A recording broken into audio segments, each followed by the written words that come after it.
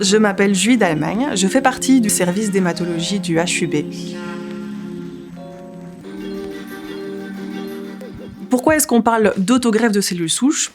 Cette chimiothérapie plus intensive, elle est toxique sur les cellules cancéreuses, mais elle est aussi toxique sur les cellules de la moelle osseuse qui produisent les cellules sanguines, c'est-à-dire les globules blancs, les globules rouges et les plaquettes. De cette chimiothérapie découle une période où la moelle sera à plat, on appelle cela l'aplasie. Et c'est là qu'interviennent les cellules souches pour justement faire en sorte que cette période d'aplasie soit la plus courte possible. Les cellules souches sont collectées en unités de cytaphérèse. Ça se fait de manière ambulatoire via des perfusions dans les bras. Une fois collectées, les cellules sont congelées jusqu'au moment où on revient en hospitalisation pour l'autogreffe. Après la première phase de traitement qui a permis le contrôle de la maladie, le patient est hospitalisé pour l'autogreffe. Là, il reçoit une chimiothérapie dont le nombre de jours et le type de chimiothérapie dépend de la pathologie du patient. À la fin de la chimiothérapie, on redonne les cellules souches. Ces cellules souches vont aller migrer au niveau de la moelle et recommencer à produire des globules blancs, des globules rouges et des plaquettes. Néanmoins, cette période prend du temps et c'est là que survient la période d'aplasie où la moelle est à plat. Mais au fur et à mesure, les cellules souches vont faire leur travail et permettre la sortie de la période d'aplasie, ce qui permettra le retour à domicile. Pour réaliser des greffes de cellules souches, un centre hospitalier doit être accrédité. Ça veut dire qu'il doit avoir reçu l'autorisation et respecter un certain nombre de règles pour pouvoir assurer la bonne conduite et la bonne réalisation des greffes de cellules souches. Le HUB fait partie de ces centres et c'est pour ça qu'outre nos patients, nous prenons également en charge les patients d'autres centres qui ne sont pas accrédités pour ce type de procédure.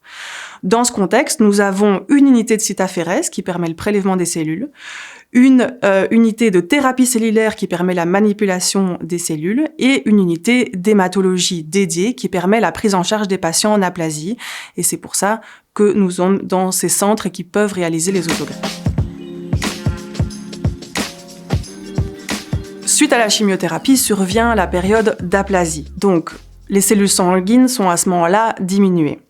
Lorsque les globules rouges sont bas, on peut se sentir plus fatigué, un peu plus à court d'haleine. Lorsque les plaquettes sont basses, on peut parfois faire plus facilement des saignements ou en tout cas plus facilement faire des hématomes.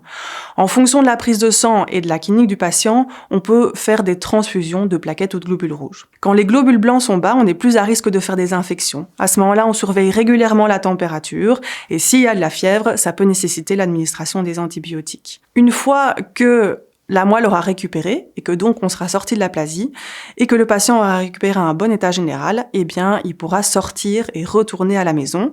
Il sera rapidement revu en consultation par un hématologue, étant donné qu'on doit au minimum voir le patient au J30 et au J100 après la greffe et au minimum annuellement par la suite.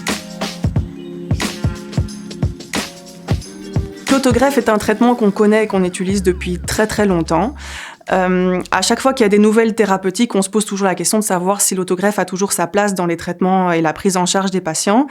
Pour certaines maladies, ça reste le cas. C'est vraiment l'autogreffe qui est toujours indiquée. Pour d'autres maladies, il y a des nouvelles thérapeutiques qui arrivent et qui permettent à ce moment-là de détrôner l'autogreffe et éventuellement d'offrir d'autres possibilités, comme notamment avec les CAR T-cells.